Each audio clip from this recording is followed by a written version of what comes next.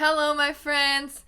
Tudo bem com vocês? E vamos a mais um vídeo do canal. E sim, gente, estamos de volta com tudo. Vamos dar mais uma chance aí, vamos ver se agora vai. Então, perguntei lá no meu Instagram, se você ainda não me segue por lá, é Thaís Iolone. Postei lá, se eu voltasse pro canal, o que vocês gostariam de ver. E um dos mais pedidos foram os vídeos de casos e sequestros e assassinatos. E eu falei, então tá, eu vou voltar. Como quem me conhece, quem me acompanha, sabe que eu sou extremamente apaixonada por esses vídeos de casos de assassinatos, de serial killers, de sequestro. Eu gostaria muito de ter estudado a mente humana. Infelizmente não pude fazer uma faculdade, mas eu acharia muito interessante estudar a mente humana e saber o que passa na cabeça dessas pessoas que cometem crimes, que sequestram, que estupram, que maltratam outras pessoas. Eu tenho um cachorro e eu jamais me vejo machucando meu cachorro. Imagina um ser humano. É muito louco pensar tudo isso, tá?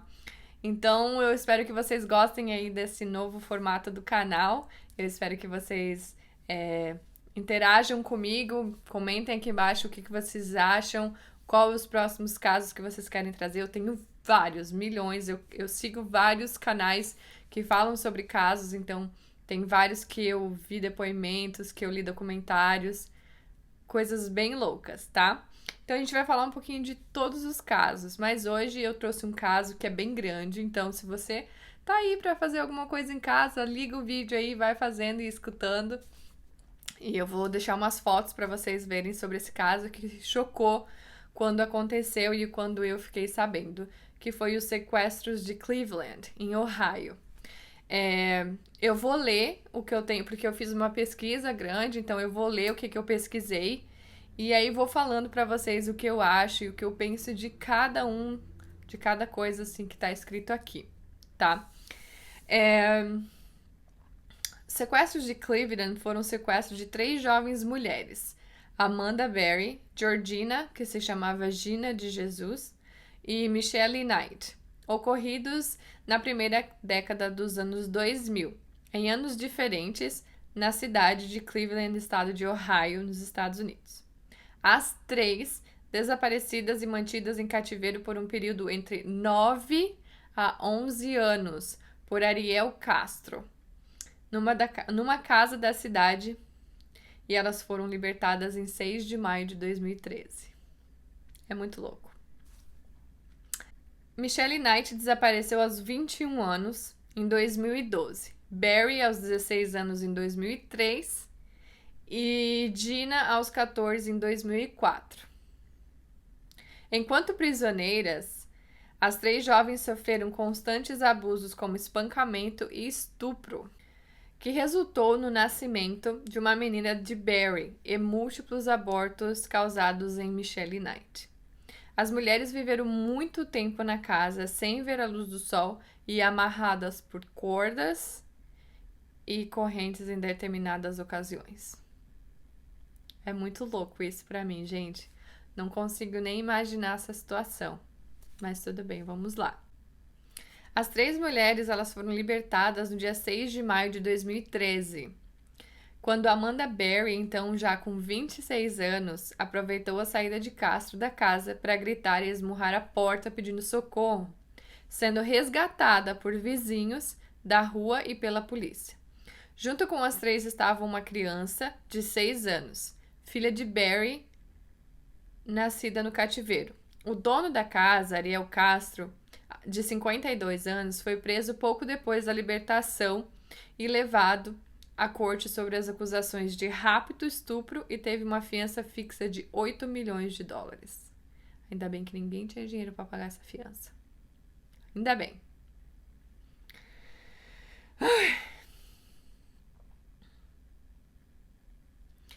Em 1º de agosto, com a presença de Michelle Knight, que depôs como testemunha de acusação em seu julgamento, Castro foi condenado à prisão perpétua e mais de 1000 anos sem direito à liberdade condicional.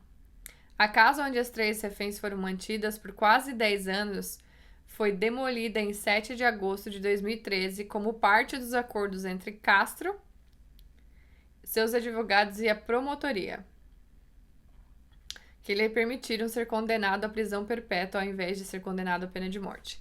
Então, a casa onde ele sequestrou as meninas, ela foi demolida depois dele ser preso e foi um acordo entre ele e os advogados e a promotoria para que ele não pegasse pena de morte. Eu deixo vocês destruírem a casa, mas vocês não me dão pena de morte. Dá pena de morte pra esse cara, pelo amor de Deus.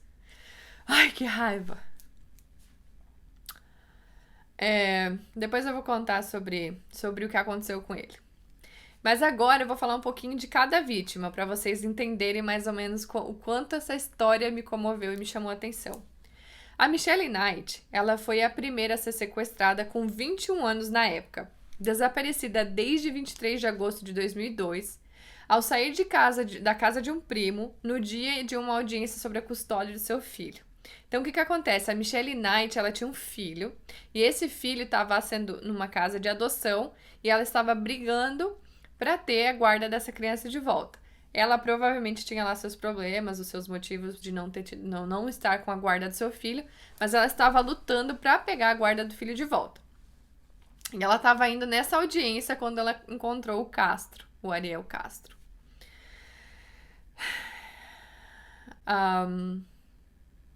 E ela nunca mais foi vista depois disso. Depois da sua libertação, a polícia reconheceu que poucos esforços foram feitos para encontrá-la, em parte por ser já adulta e em parte por acreditarem que a jovem havia fugido com raiva por ter perdido a custódia do filho. Gente, ninguém da família procurou por ela. Ninguém. Eles acharam que ela tinha ido embora, porque ela queria ter ido embora, porque ela perdeu a guarda do filho dela, então ela quis ir embora. Não consigo entender, gente. Dói demais meu coração ver essa parte, assim, sabe? De acordo com os policiais que a interrogaram após a libertação, ela havia aceitado uma carona de Castro quando caminhava na rua, em busca do local que seria a audiência.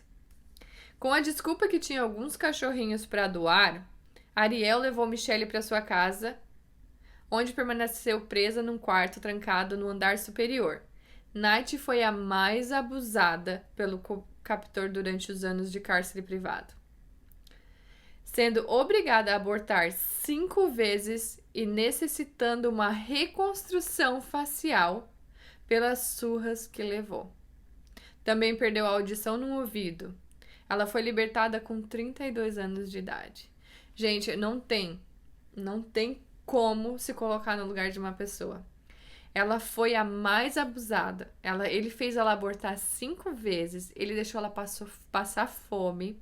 Ela teve que fazer uma reconstrução facial por causa dos maltratos. Não dá pra entender. Não consigo nem me colocar no lugar dela, gente. Não dá. É muito triste. Amanda Berry desapareceu em 21 de abril de 2003, um dia antes de completar 17 anos. Depois de sair do trabalho numa lanchonete Burger King, Berry também aceitou uma carona de Castro depois dele lhe dizer que também tinha um filho que trabalhava na lanchonete.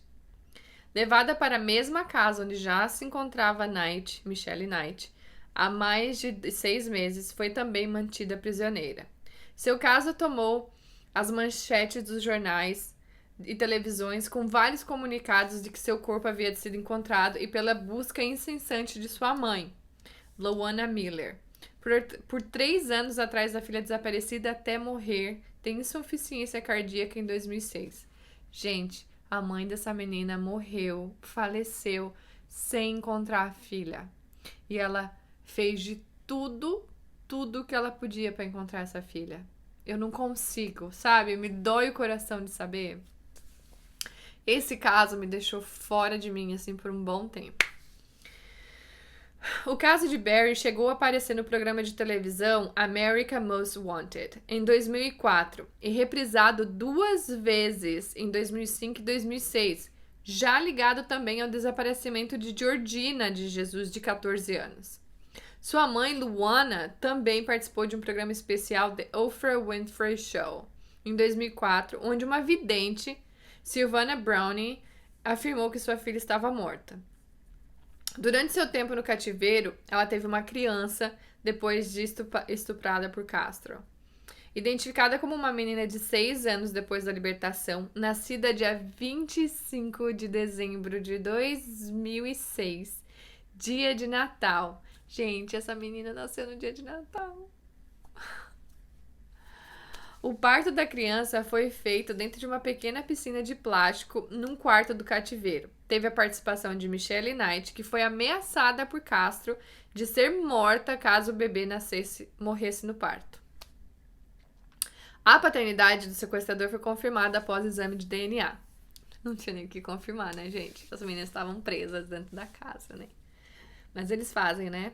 Normal confirmar, né? Gina de Jesus desapareceu aos 14 anos em 2 de abril de 2004, vista pela última vez falando de um telefone público na rua, no caminho entre a escola e a sua casa. Gina era a melhor amiga da filha de Castro, Arlene,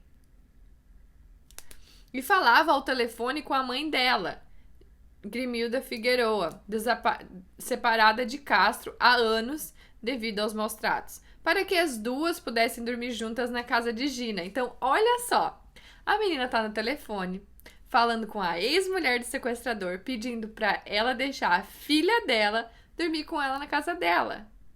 E aí ela acaba sendo sequestrada pelo pai da menina que ela queria que dormisse na casa dela.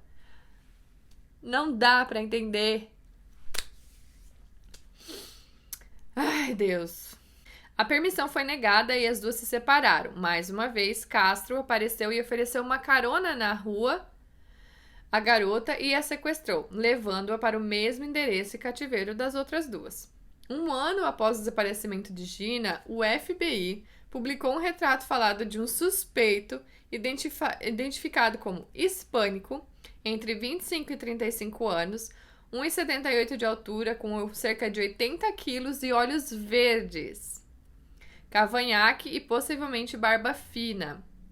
Castro, que tinha 43 anos na época, lembrava o retrato, é hispânico, tem barba e cavanhaque, peso e altura aproximada à descrita, mas olhos marrons. O caso de Jesus também foi retratado no programa America Most Wanted, em 2004, junto com o da Amanda Berry. E os dois desaparecimentos passaram anos no noticiários até 2012. Então, essas mães e esses familiares ficaram procurando essas meninas sempre, nunca perderam a esperança de procurar elas. Quando a família fez uma vigília... escuta essa parte. Quando a família fez uma vigília pela moça para continuar a chamar a atenção para o desaparecimento, imagens de uma dessas vigílias mostram o sequestrador Ariel Castro, identificado pela família, que ele participava das buscas e procurava se manter próximo aos familiares da vítima, sequestrada ainda no início da adolescência. Gina foi liberada aos 24 anos. Sabe o que mais me dói? É que assim, aqui eu moro, tem muro nas casas, mas não são muros tão altos. E eu acho que os vizinhos meio que ficam um de olho na vida do outro, não tem como. A minha casa, tem janelões assim, sabe? Janelas grandes. E eu deixo as cortinas sempre abertas pra entrar a luz do dia e tal, porque eu gosto. Mas como que nenhum vizinho viu, gente? Como que nenhum vizinho reparou? Tanto que eu vou deixar aqui pra vocês embaixo o link da onde eu achei todas essas informações, se vocês quiserem ler sobre o assunto e tal. Tem vídeo de documentários onde elas falam, tem até alguns em português, mas o que eu assisti é em inglês. Eu vou deixar o que eu achar, eu vou deixar o link aqui embaixo pra vocês. Num dos documentários, ela fala que ela estava presa numa corrente fora da casa e ela tentou ir até o portão gritar por socorro, mas ele pegou ela na hora. E aí, na verdade, elas tinham medo de ele matar elas. Mas eu não consigo entender. Gente, eu acho que eu morreria tentando escapar. Porque não são assim, não é um mês, um ano. Uma delas ficou quase 10 anos. Sabe? É muito louco. Não dá pra entender. Eu acho que quando ele saísse pra trabalhar, eu ia socar essa parede, porque as paredes aqui, elas não são paredes tão fortes que nem no Brasil, que são tijolos. Aqui é uns concreto fino que, menina, eu ia socar essa parede até eu conseguir furar ela e ir embora. Então é isso que eu fico assim. Ele deve ter feito tanta coisa pra mexer com a cabeça delas, porque não dá. Não consigo entender. Mas vamos continuar. Amanda Berry, sua filha, Michelle Knight e Gina de Jesus foram libertadas no dia 6 de maio de 2013, na casa, em um bairro residencial de classe média, a cerca de 4,5 quilômetros de onde haviam sido sequestradas anos antes. Graças a um descuido incomum de Castro, que saiu de casa sem trancar uma das portas internas da residência, permitindo a uma das jovens chegar até a porta principal que dava para a rua, um vizinho, Angel Cordeiro, atendeu aos gritos e batidas que vinham na porta da casa, mas não conseguiu se comunicar por falar pouco inglês. Foi outro vizinho, Charles Ramsey, que, juntando-se ao cordeiro, ouviu a mulher do lado de dentro, depois identificada como Barry, gritando que estava presa ali com seu bebê contra sua vontade.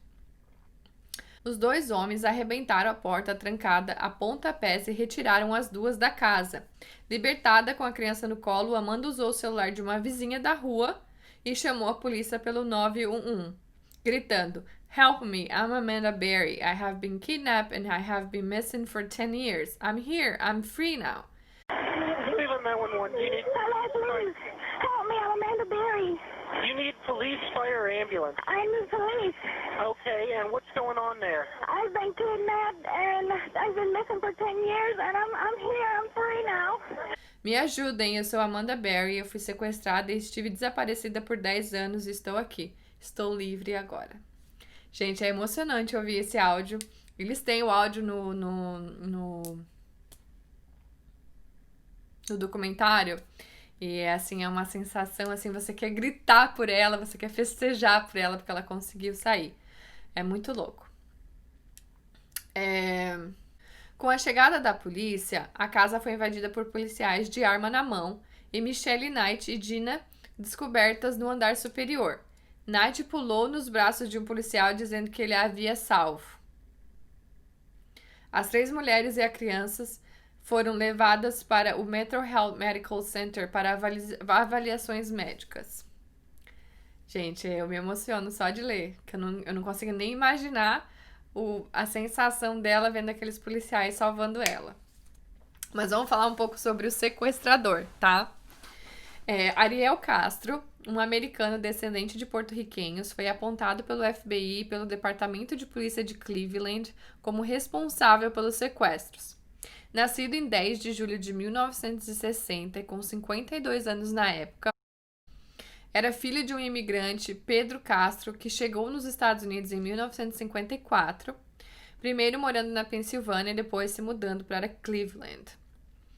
Um entre 9 irmãos, sua família é conhecida da família de Gina, que, né, também descendente de porto-riquenhos, e haviam crescido na mesma região, oeste de Cleveland.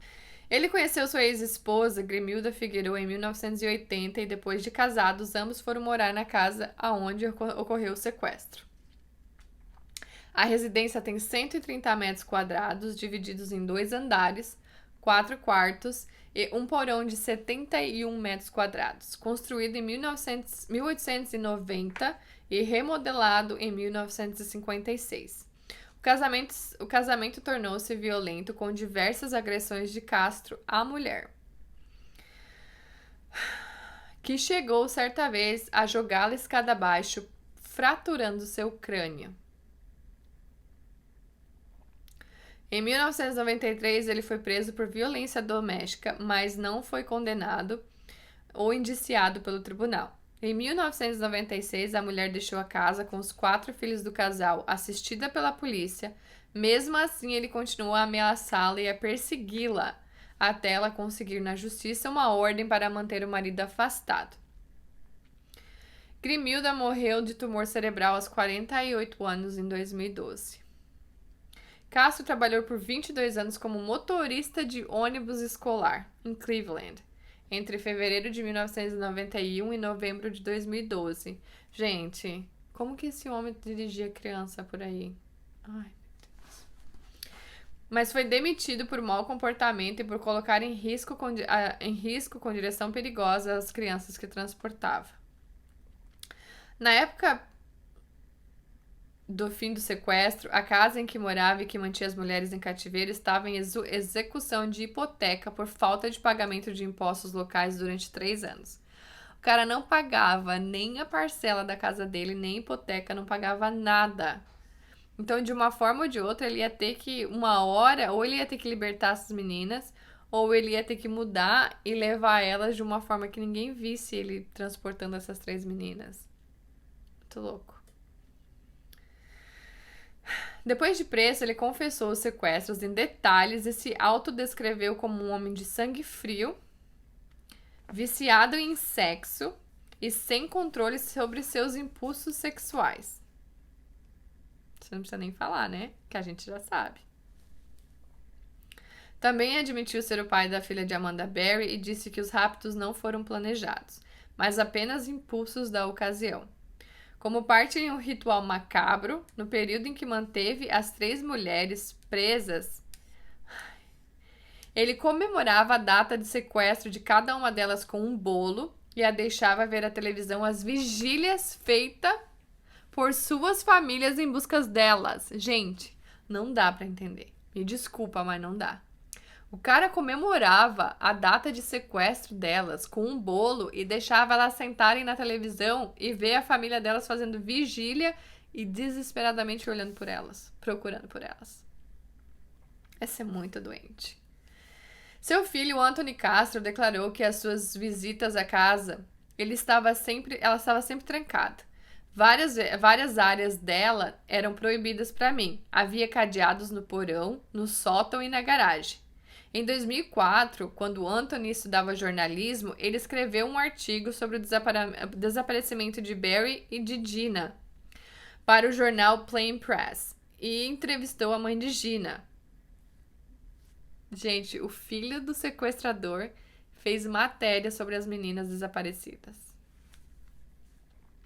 3 semanas antes da libertação das 3 jovens, Anthony contou que seu pai lhe perguntou se acreditava que Amanda Berry algum dia seria encontrada. Ele respondeu ao pai que acreditava que ela já estivesse morta. Ao que Ariel retrucou: mesmo? Você acha isso? Preso e acusado de 329 crimes, entre eles sequestro, violação e homicídio por ter provocado um aborto a uma das sequestradas, ao espancá-la na barriga e deixá-la sem se alimentar. Castro declarou-se inocente ao grande júri.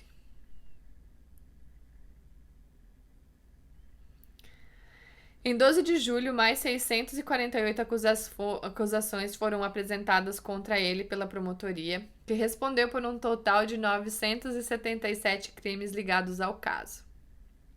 Quase 1.000 crimes em um caso. Em 1º de agosto de 2013, seu julgamento transmitido ao vivo pela televisão e pela internet foi realizado na corte do condado de Cuyahoga.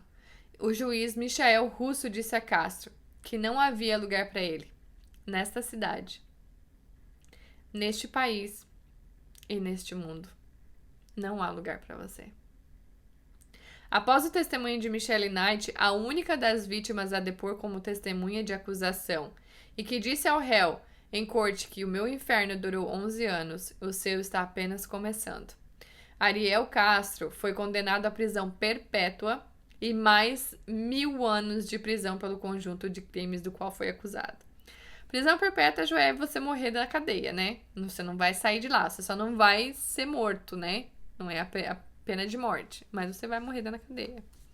E além disso, ele ainda tinha mais 1.000 anos de haver ali, sabe? Mais umas 10 vidas. E muito mais que isso ainda pra ele pagar tudo que ele fez. Ai, ai. Mesmo sendo submetido a um sistema de vigilância estreita por causa do seu estado emocional e de receios da direção da penitenciária, ataques de outros presos com rondas à sua cela a cada 30 minutos após o seu encarceramento, Castro foi encontrado enforcado em sua cela individual na noite de 3 de setembro, depois de cumprir pouco mais de um mês de pena, tendo sua morte sido confirmada às 10h52 pelo Hospital de Universidade Estadual de Ohio. Após uma tentativa de ressuscitamento cardiopulmonar feita pela própria equipe médica do Centro de Recepção Correcional de Oriente, onde cumpria a pena. Não ressuscita não, viu? Deixa morrer. Se ainda tivesse um suspiro de vida ali, não ressuscita. Deixa ele morrer. Pelo amor de Deus, não me ressuscita esse homem. É muito louco, né, gente? Então ele se matou. Tão covarde que se matou. Mas tá. 2 meses após a sua libertação, Gina, Amanda e Michelle gravaram um vídeo disponível no YouTube onde agradecem a preocupação de todos e as doações financeiras feitas a elas por pessoas desconhecidas para que elas pudessem começar nova vida. Amanda falou da felicidade em estar de volta ao convívio da sua família e amigos e a cada dia se sente mais forte. Gina, acompanhada de seus pais, agradeceu as doações financeiras feitas a ela e Michelle e que a que mais tempo ficou sequestrada e a que mais fala no vídeo. Agradeceu as doações que estão lhe ajudando a construir uma nova vida e disse que era forte o suficiente para passar pelo inferno com um sorriso, com a cabeça erguida e com os pés firmes a sair dele. Michelle Knight, a única vítima a comparecer ao julgamento do sequestrador em 1 de agosto de 2013, onde leu um depoimento escrito como testemunha de acusação, ouviu dos bancos de tribunais a condenação de Castro à prisão perpétua. Na mesma semana, procurando novamente adaptar-se a uma vida normal, Amanda Berry apareceu como convidada no palco do show do rapper Nelly, no Riverfest, e foi homenageada pelo cantor sob os aplausos da multidão, em sua primeira aparição pública. Em abril de 2015, Amanda Berry e Gina lançaram o livro Hope, A Memoir of Survival, em Cleveland, co-escrito com a colaboração de Mary Jordan e Kevin Sullivan, jornalista do Washington Post e vencedoras do prêmio Pulitzer, onde contam as suas vidas durante os anos de cativeiro, entremeando com relatos das duas jornalistas de fatos ocorridos no mundo exterior na busca das meninas, e investigação sobre a vida passada e os motivos do sequestrador Ariel Castro. Então é isso, gente. É muito louca essa história pra mim. O que mudou na minha vida depois que eu assisti todo esse documentário foi que eu fico sempre de olho nos meus vizinhos. Se tem alguma coisa acontecendo que eu acho que é errado, eu vou ligar pra polícia. Quando eu saio pra caminhar com a Kiki, eu fico olhando muito ao redor. Eu vejo se não tem carro parado estranho. Eu vejo se não tem alguém num lugar estranho. Eu olho as casas, não que eu fico olhando dentro das casas e tal, mas eu dou uma olhada nas casas se eu vejo algum sinal, alguma coisa de alguém tá pedindo ajuda. E eu sempre falei pro meu marido, você sabe o caminho que eu faço pra andar com a Kiki. Se um dia você chegar em casa e eu e a Kiki não tiver, faça esse caminho, pegue todas as câmeras das casas, que aqui a maioria das casas tem câmera na frente, e me acha, porque alguém me sequestrou. Então é muito louco isso, eu sei que é muito louco, mas a gente fica tão assim chocada com as coisas que acontecem que não tem como não se desesperar, assim, sabe? Eu morro de medo disso um dia acontecer. Deus queira me proteja que isso nunca aconteça, mas eu não consigo imaginar o que essas meninas passaram na mão desse cara, sabe? Porque além de você ser estuprada quando ele queria, ele trancava elas e não foram meses, foram anos. Como a Michelle Knight foi quase 11 anos, sabe? É muito louco. Eu não consigo nem imaginar, eu tô até com dor de cabeça, só de pensar. Mas é isso, gente. Eu espero que vocês tenham gostado dessa história. Comenta aqui embaixo o que você achou dessa história.